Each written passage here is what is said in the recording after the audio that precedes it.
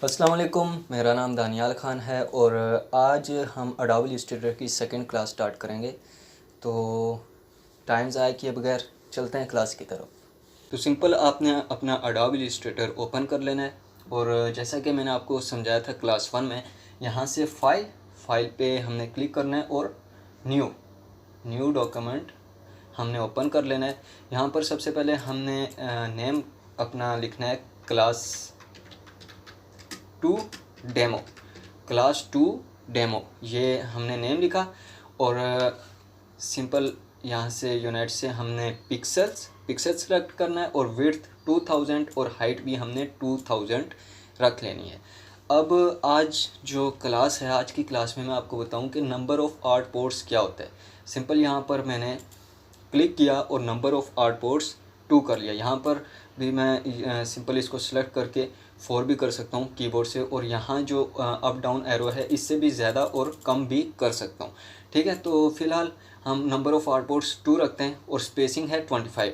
तो इसी तरह जो एरो है अप डाउन से मैं स्पेसिंग इसकी ज़्यादा भी कर सकता हूँ और कम भी कर सकता हूँ। स्पेसिंग क्या है, जो दो आर्ट बोर्ड हैं उनके दरमियान स्पेस कितनी होनी चाहिए। ठीक है, और फिर ये कॉलम्स है, कॉलम्स भी मैं जो है कि कितने कॉलम होंगे आर्ट बोर्ड के, और ये ग्रिड है, ये सब आप समझ जाएंगे जब दो आर्ट बोर्ड्स को देखेंगे। फ़िलहाल थ्योरी से आप समझेंगे नहीं। तो अब दो आर्ट बोर्ड्स स्पेसिंग 20 और ओके कर लिया, तो ये हमारे दो आर्ट बोर्ड्स ओपन हो गए।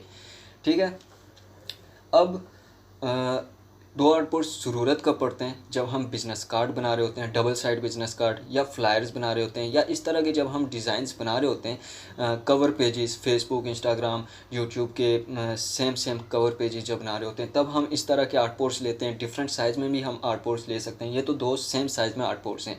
इन दोनों का साइज़ 2000 हाइट और 2000 विड्थ और 2000 हाइट, इन दोनों का साइज़ है। ठीक है, और ये दरमियान में इनकी स्पेसिंग है। तो इसके अलावा भी अडोबे इलस्ट्रेटर ने हमें एक टूल दिया हुआ है जो कि ये है आर्ट बोर्ड टूल। इसका शॉर्ट की है शिफ्ट और ओ।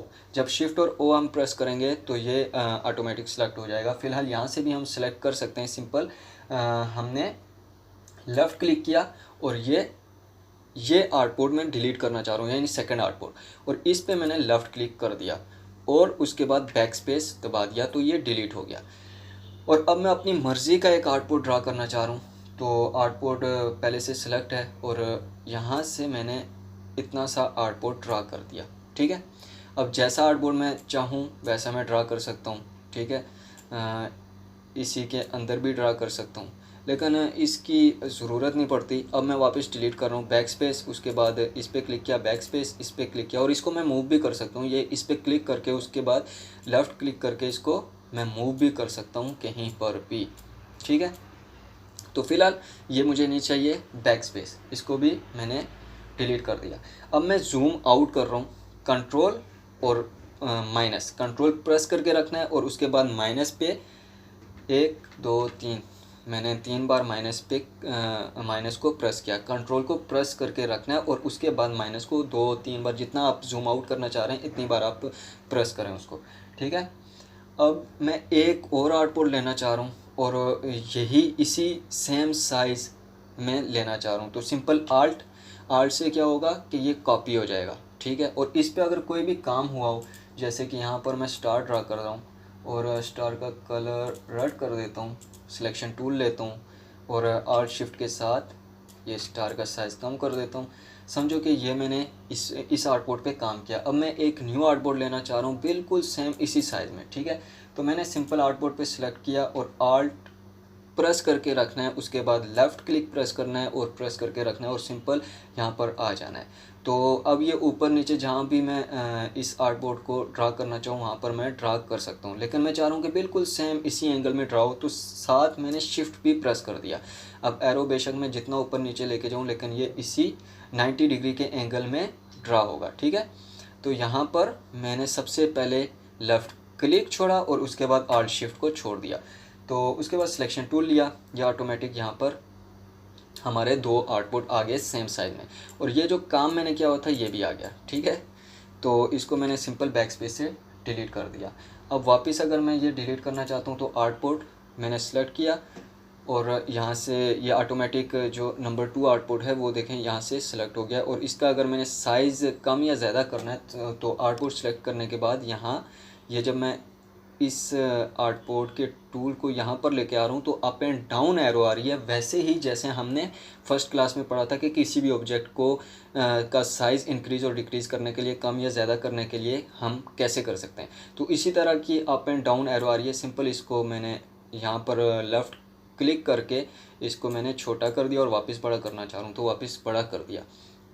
तो अब ये वापस बड़ा हो गया, लेकिन मैं चाह रहा हूँ कि नहीं, ये तो थोड़ा सा गलत हो गया, वापस सेम साइज़ जैसे मैंने कॉपी ली थी वैसी ही होनी चाहिए। तो कंट्रोल Z से यानी जो आपने स्टेप लिए होते हैं वो वापस बैक होते हैं, यानी अंडू होते हैं, ठीक है। वापस कंट्रोल Z, तो ये कंट्रोल Z हो गया। और उसके बाद सिलेक्शन टूल मैंने राइट क्लिक किया और राइट क्लिक पर यह आप देख सकते हैं अंडू और रीडू, इसके भी ऑप्शन है, और जूम इन जूम आउट के भी ऑप्शन है।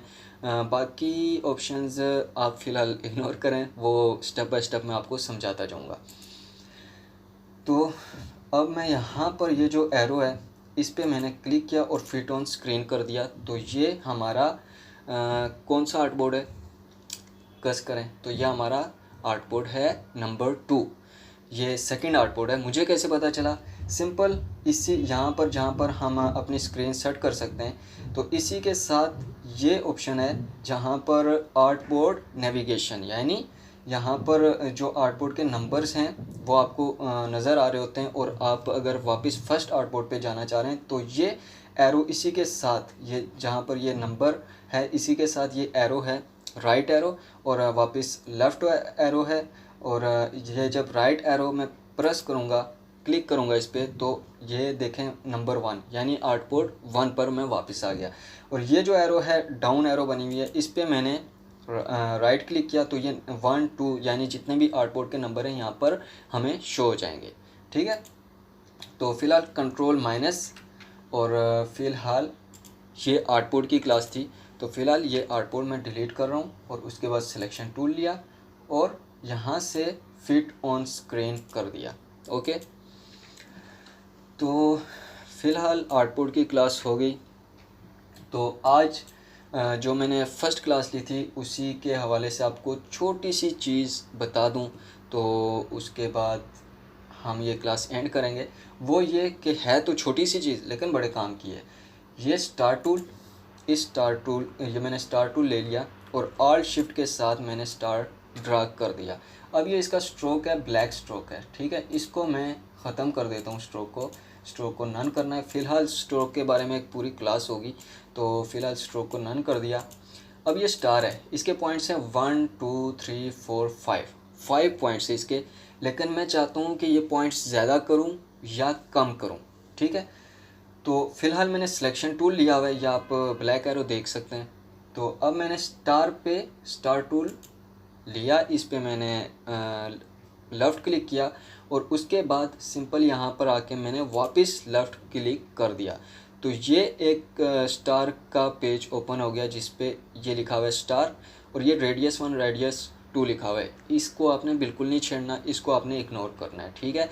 और ये पॉइंट्स हैं कि इसके कितने पॉइंट्स होने चाहिए, फ़िलहाल 5 पॉइंट्स हैं। अब अगर मैं इसके पॉइंट्स बढ़ाता हूँ, 6 करता हूँ और ओके, तो ये 6 पॉइंट्स इसके आगे। इसी तरह मैं इसके करता हूँ 45 पॉइंट्स और ओके, 45 पॉइंट्स हो गए। और इसको यहाँ पर ये कलर है ऑरेंज एंड येलो, ठीक है, 2 कलर्स हैं, ये मैंने कर लिया। बल्कि 2 कलर्स नहीं, ये ग्रेडियंट है जिसके बारे में हम पढ़ेंगे।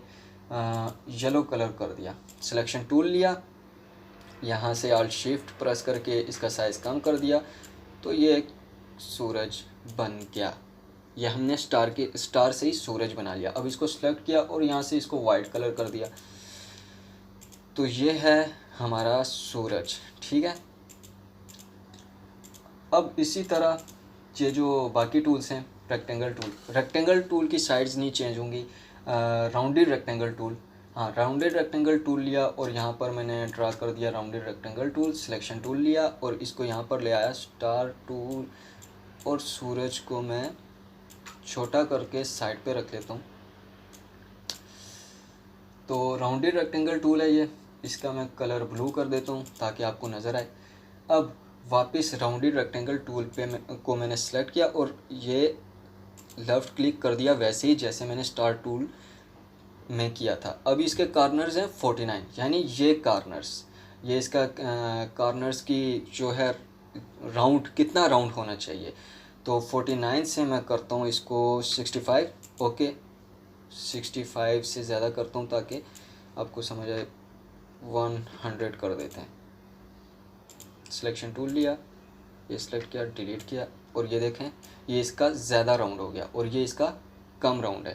तो ये है इस कॉर्नर रेडियस। ओके, तो इसी तरह ये राउंडेड रेक्टेंगल टूल हो गया। और इसी तरह है हमारा पॉलीगॉन टूल। फ़िलहाल आल्ट शिफ्ट के साथ हमने पॉलीगॉन टूल ड्रा किया और उसके बाद पॉलीगॉन टूल जो टूल है वो हमने सेलेक्ट किया हुआ है, लेफ़्ट क्लिक किया और इसकी साइड्स भी हम चेंज कर सकते हैं। तो 6 साइड्स हैं इसकी, मैं कर देता हूँ 7 साइड्स। ओके, तो ये 7 साइड पॉलीगॉन हमारे पास बन गया।